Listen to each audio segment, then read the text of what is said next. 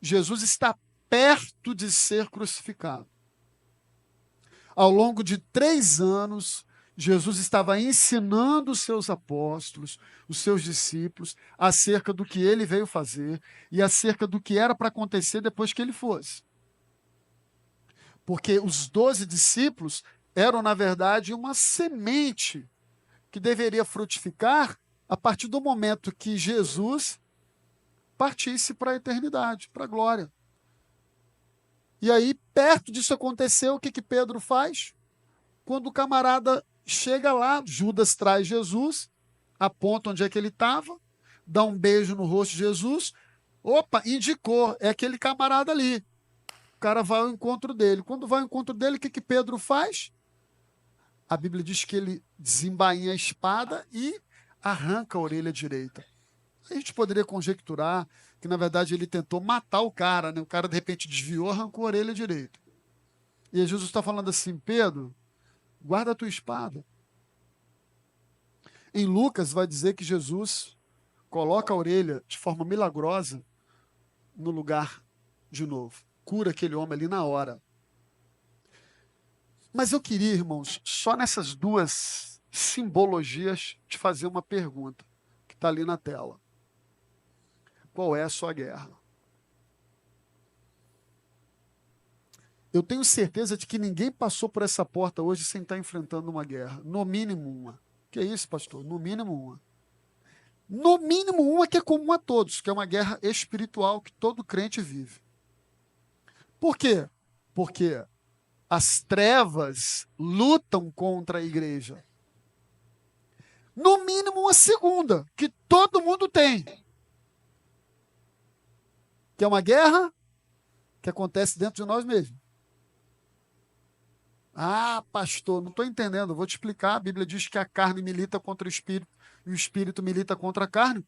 Então, irmãos, no mínimo, sua vida pode estar um mar de rosas, sua vida pode estar bem em todas as áreas, você ainda está em 2 guerras. A nossa guerra contra principados e potestades, amém? Está comigo, irmão? Não dorme não, hein? Agora eu tirei o microfone da mão que eu posso bater palma. Vem não, vem comigo, não dorme não. Fazer igual eu faço com meus alunos. Fazia, né? Que tem 3 anos que eu não dou aula. Vem comigo. Se eu estivesse vendo Netflix, você não estaria dormindo? A minha água com gás, irmão. Demorou. Então, olha para cá. No mínimo, Daiane, 2 guerras a gente está vivendo. Sua vida pode estar com dinheiro no banco, tá bem com a esposa, sabe? Pensem aí, o que você acha que é legal? Está em guerra, Jairo. Está em guerra contra principados e potestades? Fica com medo não, irmã. Amém? Está em guerra com você mesmo. Além dessas 2 guerras, existem outras, irmãos, que a gente luta. Sim ou não? Guerras que a gente luta no nosso dia a dia, circunstâncias, relacionamentos, compromissos, desafios, perdas e uma série de elementos que eu não preciso ficar citando aqui, mas eu peço que o Espírito Santo esteja nesta hora tirando um pouco a poeira do teu olhar para que você de verdade saiba qual é a sua guerra. E sabe por que eu estou dizendo isso? Se nós não entendermos qual é a nossa guerra, nós não entenderemos de que espada Jesus está falando e não entenderemos por que ele pediu Pedro para guardar a espada. Por que Jesus veio trazer a espada e está mandando Pedro guardar a espada? Porque a espada de que Jesus está falando não é essa espada de aço, de ferro, o que quer que seja o material. E aí eu quero me deter mais na história de Pedro. Sabe por quê? Porque ela é muito parecida com a gente. Porque a atitude de Pedro revela algo bom ou ruim? Numa perspectiva humana, revela uma intenção boa ou ruim, irmãos? Boa. Numa perspectiva humana, boa. E aí que está o problema.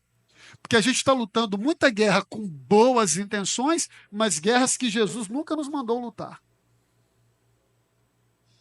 Porque quando Pedro desembainha a espada para cortar a orelha de Malco, ele está tentando salvar Jesus. Só que quem tenta salvar Jesus, quem tenta impedir Jesus de ser o Cristo, é anticristo. Fica atento aqui no que eu vou falar agora, que isso é muito sério. Jesus tinha ou não de morrer? Quem é que estava tentando impedir Jesus de morrer? Satanás ou Pedro? Pedro. Por isso que lá no norte, quando Pedro, pelo Espírito Santo, diz: tu és o Cristo, o Filho do Deus Altíssimo, Jesus fala para ele: não foi a carne que te revelou isso. E logo depois ele diz: se alguém encostar no Senhor, vai se ver comigo. Se é um homem hoje, se é um paraibano, com todo respeito, rapaz, se alguém chegar perto de ti, vai se ver comigo, vai se ver com a minha peixeira. Se é um carioca desses aí, tipo Jardel, Jesus, parada aqui é outra, Jesus. Se alguém encostar, vai levar bala. Sabe o que Jesus falou para Pedro? Aparta-te de mim, Satanás. Porque quem não é a favor de Cristo é contra Cristo. Quem não está juntando, já está espalhando. Irmão, toma cuidado. Porque você pode estar lutando guerra, que é anticristo. Você pode estar tentando fazer coisas que Cristo não quer que você faça, que você está atrapalhando o propósito que ele estabeleceu. Amém?